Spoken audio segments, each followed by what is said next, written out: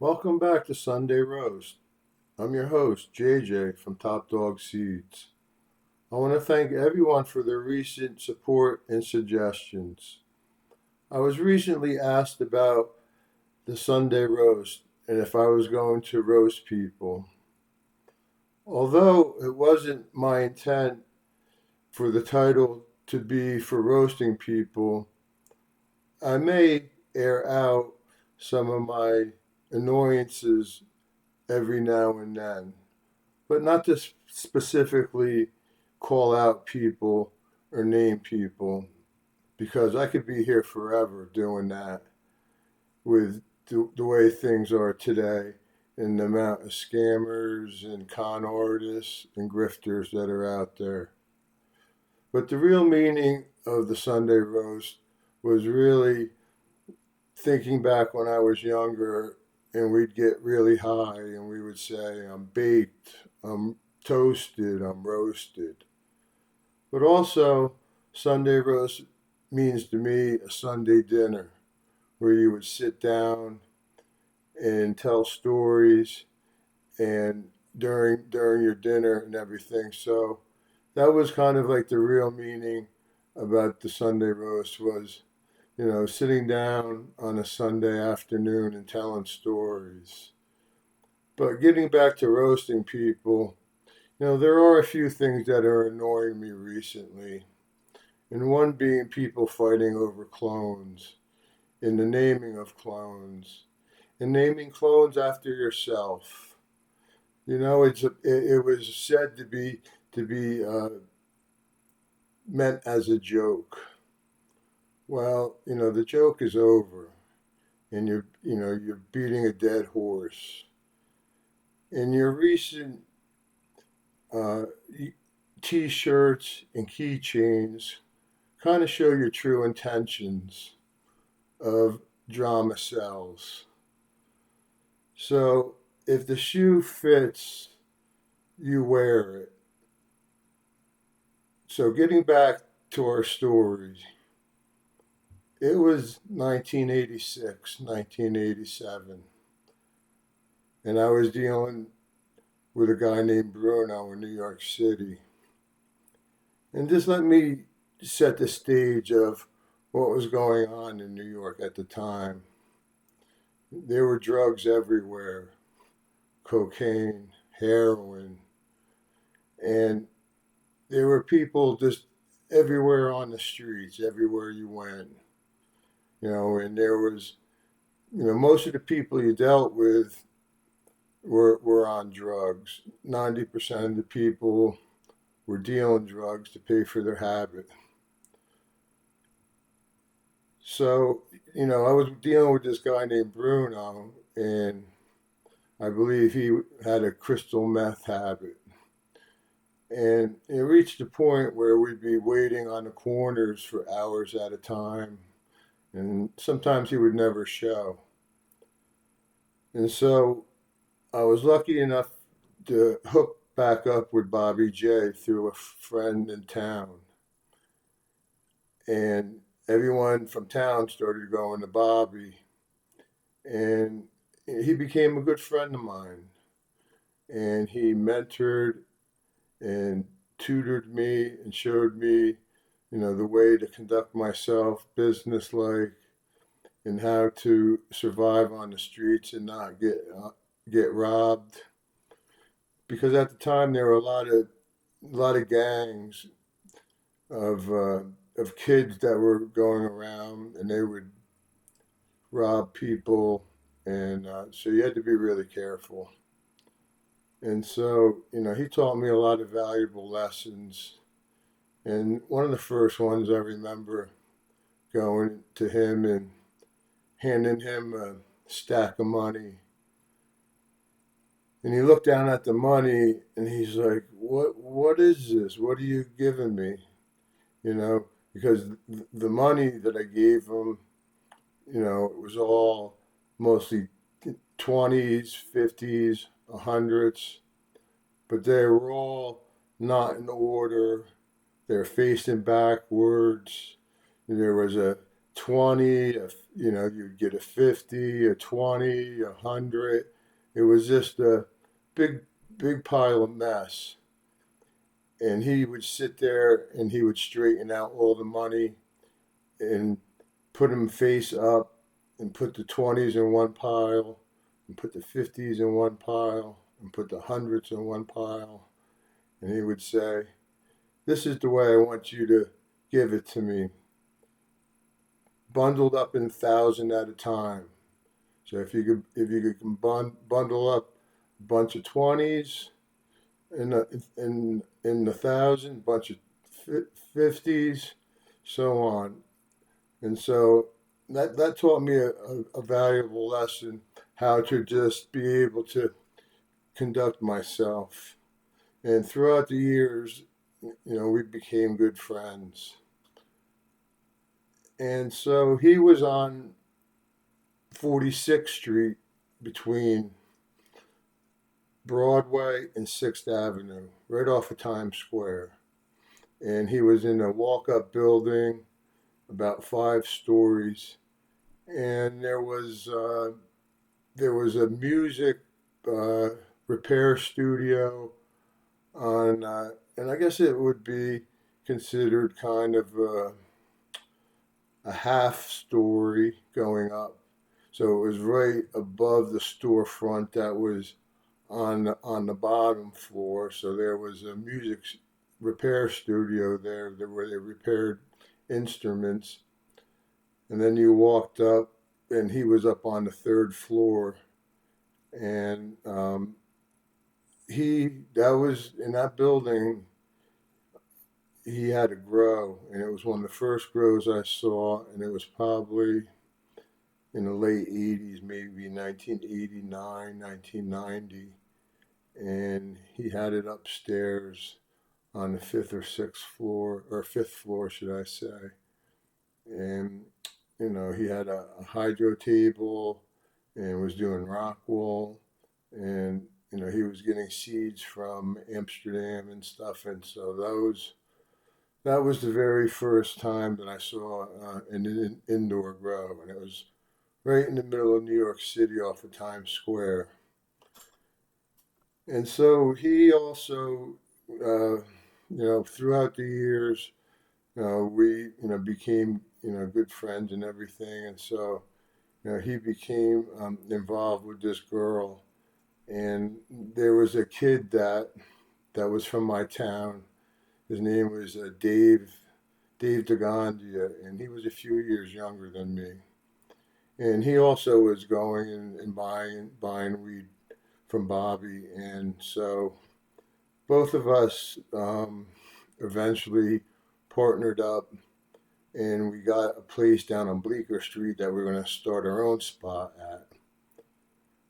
And then shortly after that, Bobby became so entangled with this girl that he wanted to spend time out in Jersey. So he let me and Dave run a shop for a while, and it was a scary experience for me because he gave us a gun for safety. Back then, most drug dealers carried guns, and people were getting robbed. And just as long as people knew you had a gun, they wouldn't try to rob you. So there was an incident that happened, and that this gave me an omen. And so usually people would come to the spot, and they would call us and let us know they were coming over. So, and this in this spot, you could just walk up right off of the street, and right up to the doorway.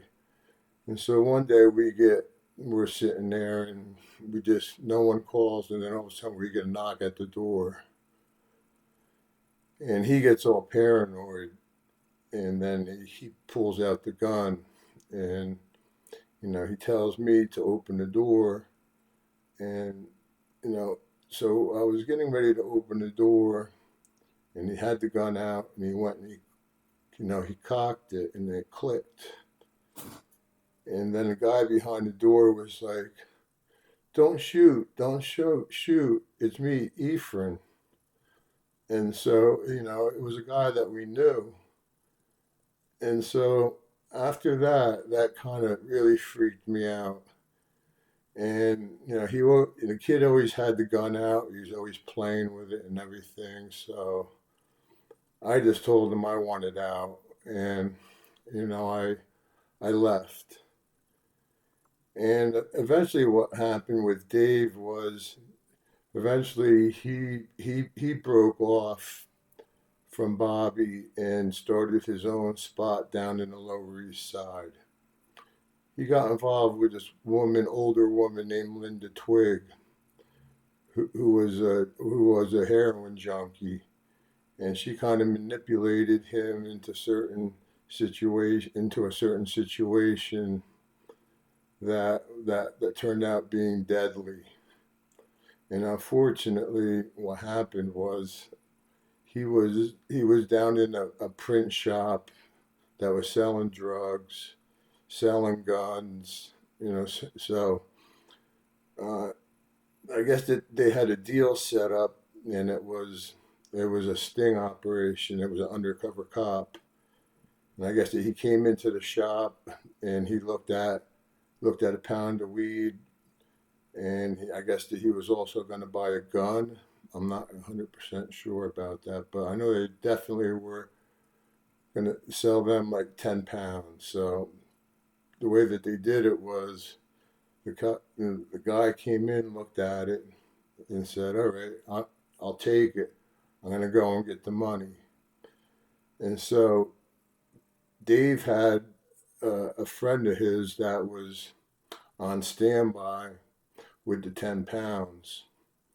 And so what happened was the cops, came back and they raided the shop. And as the guy was walking down with the 10 pounds, he was probably maybe two doors down when the cops pulled up in the van and jumped out and broke down the door of the print shop. And then these guys were in the back room, and I guess the door was shut. And so when the cops burst through, that they thought that they were getting robbed. And then what happened was Dave started shooting through the door, and he shot a cop in the arm. The bullet went up, ricocheted off his collarbone and into his heart and killed him instantly. And at that time, they had just passed a new law in New York State called cop killers. And that law was if you killed a cop, you did life without parole. And that's what happened. He got convicted, and eventually he died in jail maybe 5 years ago of a seizure. But what happened after that, put in immense heat on Bobby J and the scene of his spot, and eventually his that spot got raided and busted. But he was able to pick up the pieces and then move on down the street to another spot, which we were down there for quite a bit, quite a long time, and eventually, but what really going back to uh, when Dave was running the shop, and this is really when. So he had sent a friend of his, this guy TJ, up to Central Park, up to Sheep's Meadow, and he was at the time Dave was wholesaling a whole bunch of stuff. So he was giving TJ, he's giving him these ounces like really cheap, and TJ was breaking them down into I guess dime bags or something like that, and brought them up into the park, and was like, made a big splash up there because he was giving these big fat bags out for like $10, everyone up there was selling for like $20, $25. And so, I heard about that, and then, I decided to go up up to Central Park and scope it out myself. And so, uh, in the summer of '91, I had gone on a trip to California, and so me and my girlfriend, now wife, uh, we were going to go to California for a month. So as we headed out going west, we stopped off at Deer Creek, Indiana, in 1991, and caught the two shows at Deer Creek, the famous Dawg shows. Although I didn't smoke any Dawg or didn't have any part of the that scene, I was there at those shows. We saw the two shows. We continued on to California, where we stayed for about, I don't know, probably about 3 weeks, and then on the driving back east, we caught the last show of the tour out in Denver, Colorado, at Mile High Stadium. And so, like, for me, it was, a total 360, coming back to Colorado in 2015, to live, to where I'm currently at. But, that was, so when I came back from from that trip in 1991, I decided to go out and check out, what was going on in Central Park. So I went out to Sheep Meadow, and it was probably, I don't know, late August, maybe early September. And I went out there on a Saturday or Sunday, and I was just amazed at what was going on there, because there were just people walking around openly selling weed, acid, mushrooms, and it was just like an open air drug market. So when I saw that, I was like, wow, I'm going to definitely, come back next year and start to hustle, because this guy TJ, and he was just a loser from town. So I was like, if he could do it, I can definitely be successful up here. So that's what I did. But I guess I'll tell the story of the park and everything at a later time. But getting back to Bobby J, so, after he had gotten, busted originally from the Dave incident, he had moved down the street. And, by that time, I was already, um, you know, kind of self establishing myself up in the park, down at wetlands, and going, definitely going through different channels to get kind bud and even some cheaper Mexicans, so I wasn't really doing as much business with Bobby after I started going up into the park. We probably worked together from, I would say, 1987 to about 2013. Because after he moved into the second spot, he also wound up getting in trouble there, and that spot got busted, and he had wound up moving to a different spot on 8th Avenue. And just looking back, and it's in my mind now, I remember getting, some of the best, the Golden Eagle tie, and I got that from Bobby. And that was, a famous shipment that's been documented in the tie stick book. There are pictures of the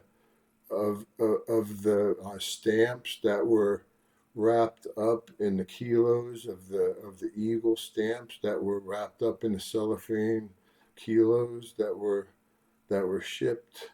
And I was definitely a lucky enough to uh, be able to be a part of that. Bobby, he had a lot of tight connections in the city, and he had grown up in Bensonhurst, so he knew a lot of the Italian crews that were bringing in a lot of the Mexis, and he also knew a lot of the street people and hustlers. So he had the connections really in the city to really get anything when it was available. And so, I was able to get hash from him. I remember going up into the park with hash, and I was one of the first people to be selling hash up there when I was there anyway. So, I was, Bobby was always a solid plug. And then when I was up in the park, I would bike up and back from the park to resupply sometimes. And so eventually what wound up happening to Bobby was after he had moved the third location, and someone wound up trying to set him up and ratted him out. And eventually what happened was, the cops put him under surveillance and busted his spot. And then so really, the whole the previous two arrests, and plus they remembered him from the Dave incident. And so when Dave got busted, he wound up spilling his guts. He tried to blame Bobby and for supplying him, but he had to find some kind of a scapegoat. So the police after that were really they really after that third time they threw the book at him, and he wound up doing a year in jail, and then he was on paper for many years afterwards. And so unfortunately in 19 around 2013, after his third arrest, he wound up serving a little bit of time and wound up getting washed out of the business. I would like to get him on and do an interview with him, and that would be. I mean, some of the stories the guy would tell would just blow your mind. And um, yeah, so he's one of the people I would really like to try to get on the roast. But anyway, I think I've rambled on enough for today, and I think that we'll pick up on the park on the next episode. And I want to thank everyone for watching, and give us a like, and please subscribe to the channel. So we're going to try to get to 1,000 followers to where we can go live, and I can actually have people asking questions and I would answer them live. So please give us a like and subscribe. Till next time, thank you.